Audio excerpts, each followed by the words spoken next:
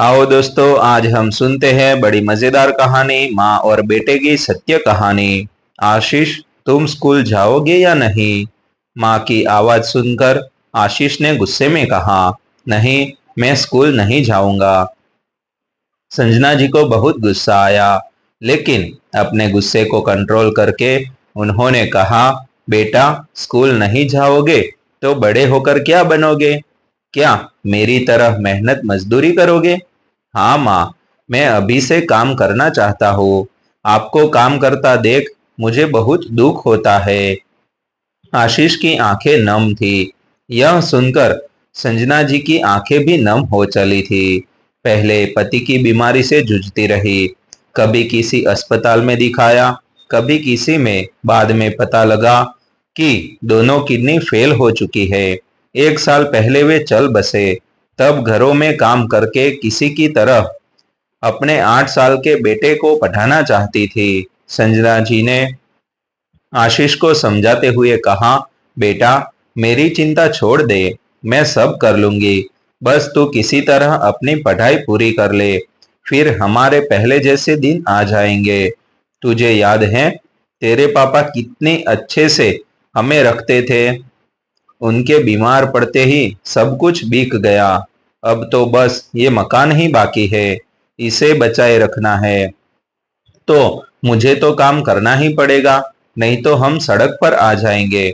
आशीष बोला, माँ, इस समय हमें पैसों की जरूरत है। पापा की बीमारी में जो कर्ज लिया था वो कैसे चुकेगा? जब कर्जदार आकर तुम्हें गालियां सुनाते हैं तो मुझसे बर्दाश्त नहीं होता। संजना जी बोली, बेटा, सब धीरे धीरे चुक जाएगा। मैं तेरी जिंदगी बर्बाद नहीं कर सकती। तू मेरी बात मान, पढ़ना मत छोड़। आशीष उनकी बात को नजरअंदाज करते हुए बोला, माँ, आपको पता है कितनी फीस है मेरे स्कूल की? पापा ने इतने बड़े स्कूल में दाखिला करा दिया, वहां की फीस में आपकी आधे महीने की कमाई चली जाती है। कर्ज कैसे उतरेगा? संजना जी भी मन ही मन यह बात समझती थी।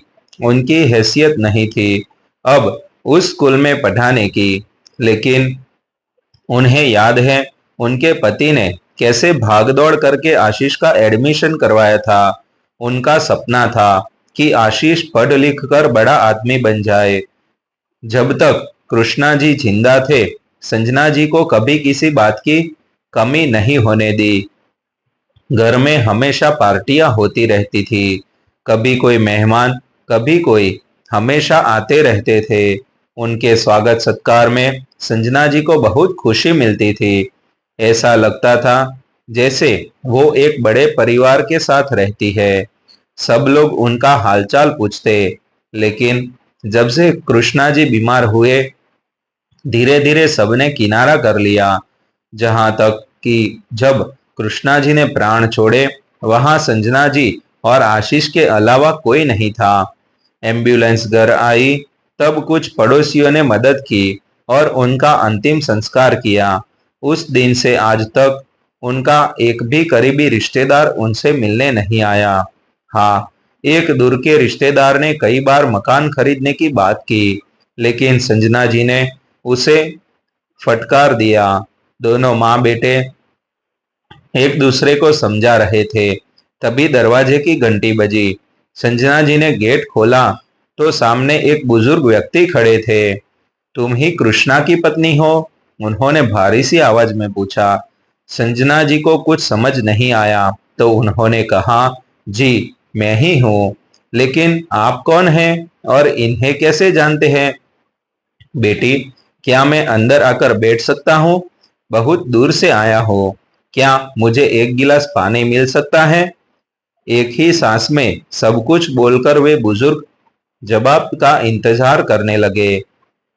संजना जी ने कहा, हाँ हाँ, आप अंदर आइए, बैठिए, मैं आपके लिए पानी लाती हूँ।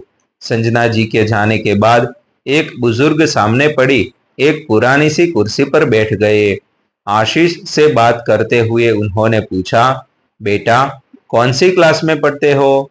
जी, थर्ड में। इतना कहकर आशीष चुप हो गया। संजना जी पानी लाई। पानी पीकर बुजुर्ग ने कहा, बेटी, यहाँ बैठो। मेरा नाम बाबूलाल है।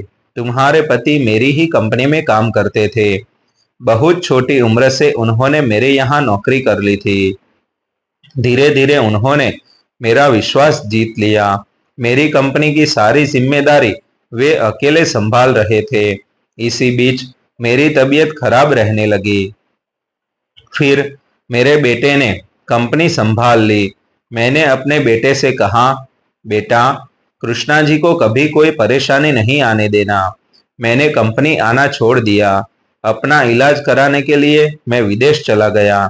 अभी 1 सप्ताह पहले ही वापस आया हूँ तो पता चला कृष्णा जी नहीं रहे। मुझे बहुत अफसोस है। जिस आदमी ने मेरी बीमारी में भी मेरी कंपनी को डूबने नहीं दिया, उसके अंतिम समय में मैं उसका साथ न दे सका। मेरे बेटे ने केवल 1 महीने की सैलरी देकर आप लोगों को अपने हाल पर छोड़ दिया।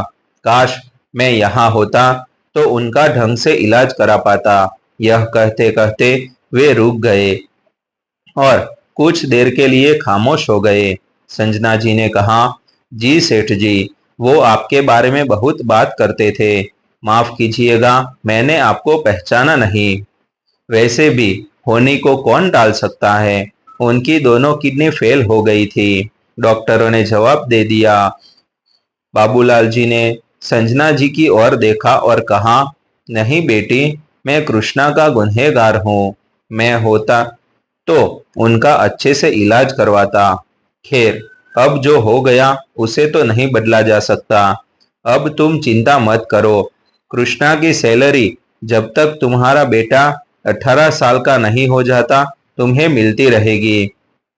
कल मैं रहूं या न रहूं, सैलरी तुम्हारे खाते में आती रहेगी। अपने बेटे को खूब पढ़ाओ। कृष्णा के सारे काम तुम पूरे करो। यह सुनकर संजना जी रोने लगी। आशीष की आंखों में आशीष की आंखों से भी आंसू बह रहे थे। संजना जी ने कहा, सेठ जी, आपकी बहुत मेहरबानी। भला कौन ये सब करता है। मरते समय भी उन्होंने कहा था, काश सेठ जी होते तो मेरा ध्यान रखते। लेकिन उन्हें क्या पता था, उनके सेठ जी उनके जाने के बाद भी उनका ख्याल रख रहे हैं। बाबूलाल जी बिना कुछ बोले चल दिए।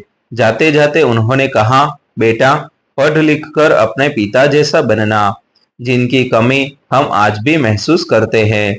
उनके जाने के बाद आशीष अपनी माँ से लिपट गया। माँ, मैं खूब पढ़ूंगा, कल से स्कूल जाऊंगा। अगले दिन ही संजना जी के अकाउंट में सैलरी आ गई। इसी तरह कई महीने बीत गए। एक दिन संजना जी के मन में आया कि एक बार बाबूलाल जी से मिलकर उनका शुक्रिया अदा कर दिया जाए। वो पता मालूम करते करते उनके बंगले के पास पहुंची। चौकीदार से पता किया तो पता लगा वे जब विदेश से आए थे उसके 15 दिन बाद ही उनकी तबीयत बिगड़ गई और वे चल बसे।